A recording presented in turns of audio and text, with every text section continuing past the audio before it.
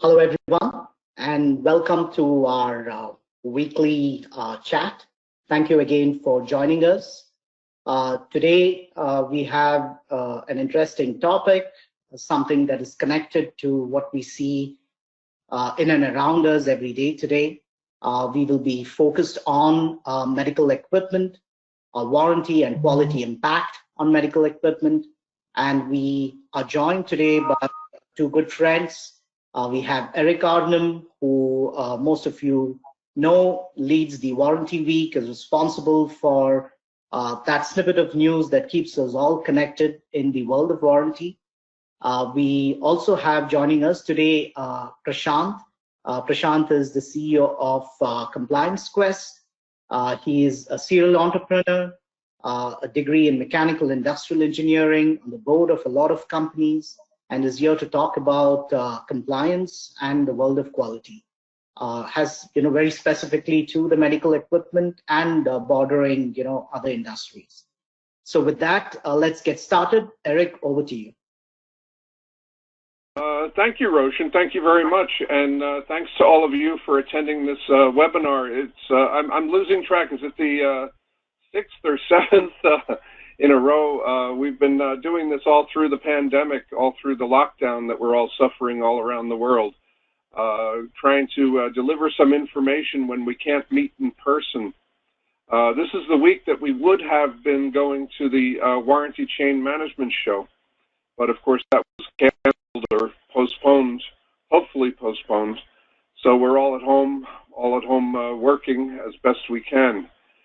This week we want to take a look at a topic, as Roshan mentioned, it's near and dear to all of us during this pandemic, medical and scientific equipment.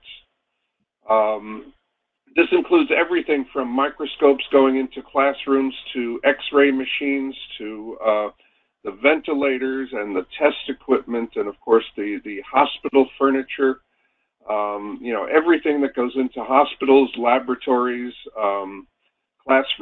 science classrooms, and other spots like that. I've been looking at this industry for the past 17 years. I've been tracking 197 different companies in this market sector.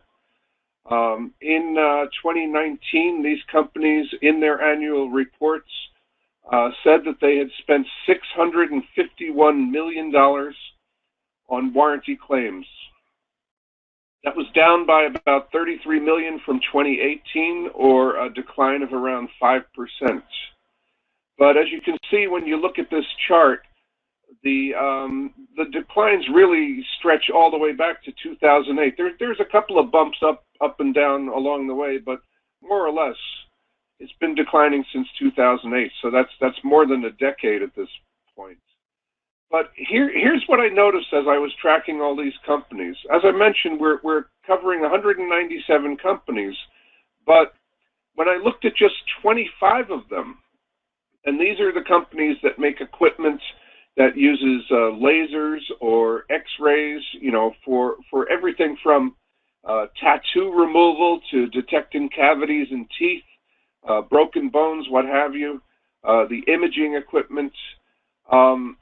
These companies, they account for only 6% of the revenue, but they account for 25% of the warranty expenses. So that's very unusual. I mean, so you have 25 companies accounting for 25% of the expenses, and you have the other 172 companies accounting for, what you see here. The total is 647 million, but the laser and X-ray share is $165 million. Not only that, but the laser and X-ray group, they're still actually seeing their claims rise. It's rising rather slowly, but it's still not contracting like the other groups are. So, here you see a slight gain for the laser and X-ray people, 8% decline for the other group. It's the same with warranty accruals. The laser X-ray share here is 25% again. And the total is 647 million. So that's 3/4 and 1/4. Take a look now. What we've done here is we've taken that data I just showed to you, the raw data for warranty claims and warranty accruals, and divided it by product revenue. And I should mention that wherever possible, we're using just capital equipment product revenue, hardware, durable goods, whatever you want to call it, the products that carry warranties. That means no service revenue, of course, but it also means here in the medical industry, no consumables, no filters, no supplies, no chemicals or things like that. It has to be hardware. It has to be capital equipment. And well, first of all, when you look at this data, you can clearly see that there's a seasonality to the data. I think that what's going on there, it's a product of the school calendar. And because that's where many of the customers are, in the universities, in the high schools. And I think it's the rush to buy all that new equipment in August and September when the fresh new budgets come in. And then as the year goes on, budgets are a little bit more limited and things start to break. They need repairs.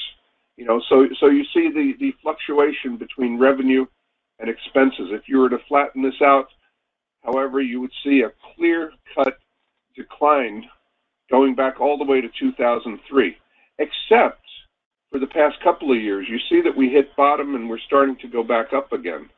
That's very, very concerning. But what I'm going to do now is take this data, and just as I did before, I'm going to separate it into two groups, the laser and X-ray companies and the other groups. Here you can see the stark difference. The laser and X-ray folks, their warranty expenses are dropping, but they've always been higher than the other groups. Now they're both dropping. Well, at least they were both dropping up until around 2015, 2016, 2017. They seem to have bottomed out. The laser and X-ray folks, you see that their expense rates are now actually going up faster than the other groups. Let me see, what's the end of 2019? The laser and X-ray companies were averaging 1.5, 1.6% for their warranty expense rates, while the others were still firmly at 0.6%. So there's almost a full percentage point of space between the two of them. So here's the top dozen companies in the industry. And here's their claims rates for 2018 and 2019. The thing about this chart, as I've done in past weeks, you want to be at the top, because the companies at the top are doing the best. They're cutting their warranty expense rates, and they're cutting them the most out of this group. Where you don't want to be is at the bottom, because at the bottom of the chart, you see the companies, their warranty expense rates are increasing the fastest. So here you see Danaher. They've managed to cut their claims rate from 0.3% to 0.2%. And there at the bottom, you see Varian Medical. You see its claims rate rose from 2.9% in 2018 to 4.2% at the end of 2019. Now here's the same thing with warranty accrual rates. Once again, you want to be at the top of the list. You don't want to be at the bottom of the list. But there is Varian Medical at the bottom again. Its claims rate, its accrual rate went from 3.3% to 4.9%. Hillrom is at the top. That's a hospital furniture manufacturer. They cut their accrual rate from 0.8% to 0.6%.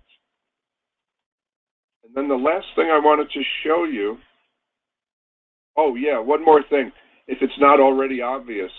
Varian Medical is one of the leading X-ray and laser capital equipment manufacturers. And you can see that very readily as you look at this chart. You can almost pick out the ones that use lasers and X-rays by whether, by what the first digit is in their number. If it's a 3 or a 4, they're probably laser and X-ray. If it's a 0 or a 1, they're probably in the other category. Now, the last metric I want to show you before I turn it over to Prashant is the balance left at the end of each calendar year in the warranty reserve funds of these 197 different companies. Again, it's been declining for most of the past decade. It fell in 2019, it fell to $627 million, but with this metric, only 20% of the total was in the laser and X-ray category. A full 80% was in the other medical equipment category. Now I'd like to turn it over to Prashant Rajendran from ComplianceQuest. Prashant, please take it away. Thank you, Eric. I appreciate it very much. Good afternoon, everybody. And my name is Prashant Rajendran. I'm the CEO of ComplianceQuest, and thank you for the kind introduction, Roshan. So, Eric, if you could kindly move to the next slide. So a little bit about ComplianceQuest. Who are we and what do we do? We are a very close partner to Tavant, and we're also a very close partner to Salesforce. Our mission and purpose is to build software systems that specifically focus on quality, regulatory compliance, and safety management systems, all natively developed with Salesforce technology. We have a little over 800 locations worldwide using the product. We have over 50,000 users that are currently using the solution. More than 1,000 years of domain expertise that's gone into developing what we do, span across various verticals, and medical devices is our #1 vertical. And within that, heavy equipment, capital equipment is a large market of ours. Quite a few clients, and some of them you see as logos are in the exact industry that we are targeting and that we're speaking with today. Next slide. So when we look at it from the angle of quality, which plays an instrumental role in terms of the cost that a company has to bear, it all needs to look at it from the perspective of market surveillance. So all the way from claims to the pursuit of quality, that is generally the journey that we tend to see. How do you go beyond claims process, go from a warranty management system to be able to address product quality failures and customer complaint to enable really the product quality improvements? To be able to have a foundation for your quality improvements, which generally tends to lead into some of the metrics that Eric was speaking of for you to be able to make a dent. You have to have a good understanding of the relevant product failures. You also have to have an understanding of customer complaints. In that regard, the data for that is going to come from your CRM tools. It's going to come from solutions like the warranty management, field services systems. And to be able to make these systems talk to each other is instrumental as you try to feed the data back into the design and the quality functions to provide a foundation for a pursuit of quality. So the question in this case would be is how do we use the warranty information as a lever for product quality improvements? How do you strengthen the customer experience, driving customer excellence while still reducing the warranty cost? And how do you move from these silos of transactional systems? Most of these organizations tend to have different systems doing different things. And you find out very quickly and very easily the only way for them to get any kind of an understanding is reports and dashboards. And that has to be thrown into a data warehouse. By the time you get the data into the data warehouse, by the time you get the relevant reports, the data is old. And for you to act on it is outdated information. And how do you try to create, moving from a process-driven, siloed system into a system of engagement that is more of a closed loop, life cycle loop that you need to look at? That is part of how we need to progress further. We'll take a look at some of these factors that I'm speaking of here momentarily. Next slide. Some of the challenges as a manufacturer that you're dealing with can be categorized into these 4 buckets. Warranty-related items, for example, long lead times from claim detection to correction, so on and so forth. Production-related items, where there is a lack of linkages between the faulty products to the warranty claims, not having a clarity on the total cost of quality. Factors surrounding customer excellence, what exactly is going on with respect to the customer impact due to poor warranty process or a poor quality of the products or the customer experience. And then also the quality related challenges. When you look at each of these challenges in a silo, you try to do a process improvement within that silo. But really for organizations to be able to make a significant dent, all of these challenges should be looked as a platform challenges. And how do you bring it together? So therefore you move from a siloed system into a platform-based remediation, which we'll take a look at momentarily. Next slide. What we tend to find is that capital equipment, medical tech firms are utilizing application technology, the latest capabilities that are available, which drives complete analytics and visibility for top management through a next generation approach, driving with a singular focus of customer excellence. That's broken up into 4 parts. You need to have the ability to look at the data in a systemic way. Data collection by process is easy. Technology has evolved to that point, but how do you go about getting these data to talk to each other, do the trending and the analysis that are needed in real time to provide systemic views of what needs to be done, so therefore improvements that are being done in one area of the process makes an impact in another area. Second, you also need to be proactive. For you to be proactive, you not only need to be able to define the relevant quality measures, but you also have to be able to act on it. And historically, we have done that through reports and dashboards, and that has taken you up to a certain point. But now to be able to further refine the margins, these companies will have to adopt advanced technologies like AI and to be able to drive the recommendations and the actions that needs to be taken by utilizing that information collected across systems through those real-time dashboards as well. Also, you need to be leveraging data-driven model. So rather than having processes that are siloed and specific to the area that you belong, you need to look at sharing a common and a single source of data, whether it's customers, products, complaints, corrective actions, claims.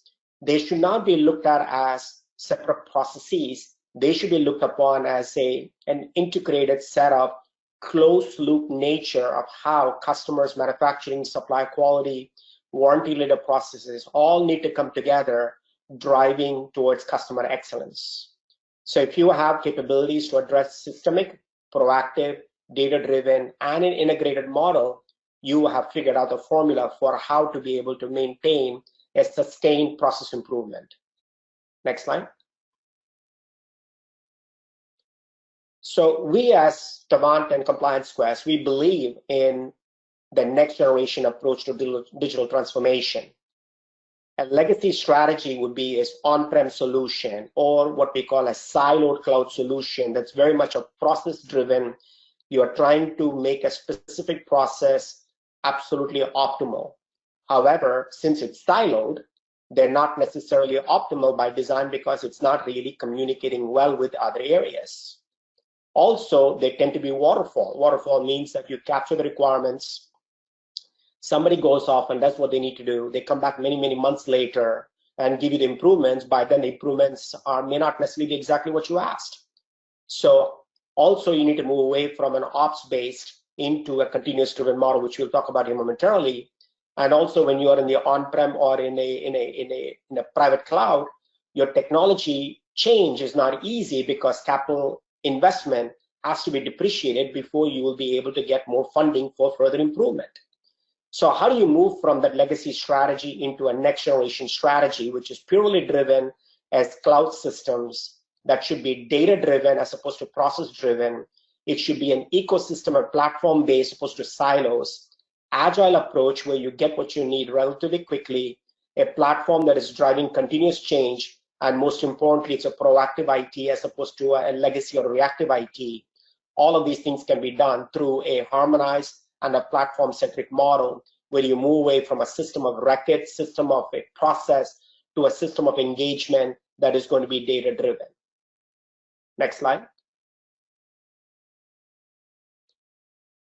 When Tavant and ComplianceQuest look at addressing these types of problems, we look at a certain strategy that is driven by a value. In this case, that value is based upon a certain design principles.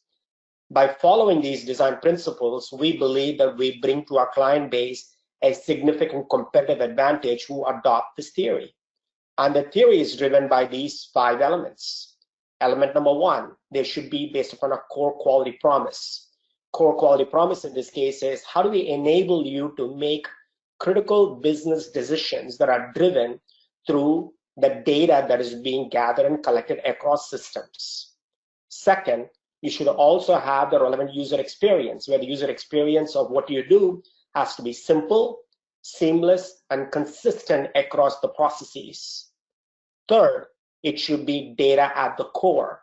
All of the data should be symbiotically be able to talk to each other rather than being in its own set of database where trying to utilize the data becomes a major challenge. Number 4, you need to be able to drive best practices driven standardization. Many of the organizations tend to create their own internal systems, whether it's homegrown or you bought a best of breed bespoke system that does a good job.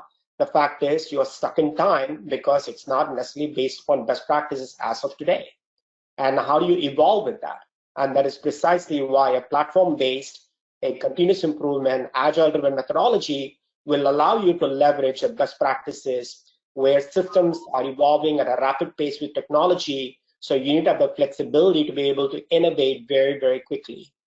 And lastly, you need the platform for continuous improvement, where continuous improvement should not be just about the fact that what you think, it should be driven by other stakeholders that are able to provide, all the way from supplier to the fact that you will need to have the vendors such as Salesforce that provides an incredible innovation technology, to market leaders, as well as customers of the vendors who provide input about how process improvement need to work.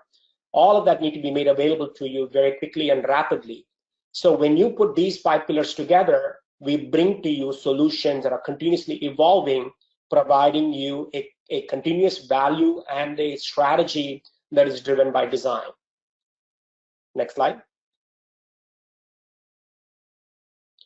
So at ComplianceQuest and Tavant, we provide you a single platform with seamless connection. ComplianceQuest focuses on enterprise quality management system, while Tavant focuses on the warranty management solution. We both are designed and developed using the Salesforce Force.com platform. So naturally, not only do we coexist, we share all of the common data. And if you also happen to be a customer utilizing Salesforce as a CRM tool, naturally all of the customer information is also present. And also with the real-time integration API, we're able to connect with all of the various enterprise systems that you may have. And also with the fact that it's a very powerful toolkit built on, you also have the flexibility to fine-tune and tailor the solution set that you would need. Next slide. If I double-click on the ComplianceQuest element, we break it up into 4 major pillars. Solutions for workforce digitalization, which is about making sure that you have the competent resources.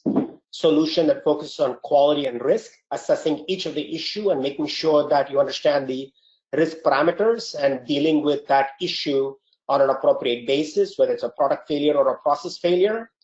And also continuously looking at the market surveillance. So looking at the CRM feedback, looking at the warranty feedback, looking at any other feedback, and determining which of these issues are considered to be serious issues, which of the issues may also warrant a regulatory reporting, such that regulatory reporting needs to be generated appropriately. Last but not least, a product cannot be made well unless you have a very vibrant supply chain partners. And how do you keep a tab of that? How do you get them to collaborate with you? So as we look at extending the value chain, where we talk about processes that need to be integrated within the enterprise, you stop short. If you stop at the enterprise, you must extend that to the value chain of the supply chain as well. So therefore, you get the cost benefits across the board. Next slide. So in summary, if you look at what we have to provide you, it's a closed loop warranty and a quality system that enables customer excellence. We look at 4 factors. Factor 1, by having these solutions integrated, you're able to efficiently receive claims, you're able to verify the coverage, you're able to initiate the relevant repairs and replacement, or take the relevant corrective action that could be tactical, or you can feed the data to the relevant stakeholders, driving the transparency in the decision making, and most importantly, bringing visibility to your operations such that the product quality continues to move forward. Now, to make that happen, you need to have access to good failure data from customers, dealers, and distributors, and such platforms can make that happen across the various channels. In this case, will be an omni-channel input that will help drive the capital equipment medical manufacturers to be able to improve their product quality and, most importantly, recover a greater percentage of warranty costs from the suppliers as well if needed. Now, to be able to make that happen in terms of relevant communication, you need the data to be seamless and the information should be flowing in real time, which will certainly help you in terms of setting up preventive measures, therefore reducing the warranty costs, and most importantly, the overall cost of quality substantially across your organizations. Eric, back to you. Roshan, do we have any questions out there? Yes, we have a couple of questions. So the first one talks about maybe asking for a little more details on the regulatory reporting. What exactly do you cover there, Prashant? And then also, if there is a warranty management system like that, Tavant, would the data flow more seamlessly between the 2 systems? So those are 2 closely connected questions, I guess. There. So. Sure, thank you, Roshan. So let me take that connection of Tavant warranty system, because that does feed into the regulatory reporting as well. So let's say in this case, the issue was being found through a field service process, and that led into a warranty claim that is being submitted, which of course will be an issue identification. So in the process-wise, you will see that come in as a claim data into the Tavant system, and through a triaging process would make a determination, is this warranty claim relevant and appropriate? And if it is, it will be feeding that data into a quality investigation and regulatory assessment. And within the ComplianceQuest solution, the regulatory assessment process would provide you the decision tree capability across the various regions, whether it's US FDA, whether it's EMEA, Health Canada, or it's going to be Australia, Japan, China, name it. So you are able to utilize the decision tree capability to determine which regional bodies do you have to provide the relevant submission. And it could also be based on where you found the issue and where are all the products that are being sold, which clearly means you need to have access to the sales information as well. And certainly that information is present too. And as such, we are able to trigger the impact of that submission that needs to take place, the timing of when the submission will take place, the generation of the relevant regulatory forms, and wherever appropriate, if that submission can be accepted automatically, meaning through a real-time submission to the agency, that submission process is also absolutely possible. Any other questions, Roshan? Prashant, I think we lost Roshan. Okay, well, it's getting to the top of the hour, so I guess maybe we'll wrap it up here. If there's any other questions that we haven't answered, we'll get to them in email, and we'll get back to you with some answers. I wanted to thank Roshan for introducing us. Prashant, thank you for an excellent presentation. Thanks to all of our attendees this afternoon at the webinar. We're doing this every Friday, same time, same channel, so we hope to see you next week. Thank you all for coming today. Stay healthy, stay happy, stay sane if you're locked down, and we hope to see you a week from now. Thank you very much. Bye-bye.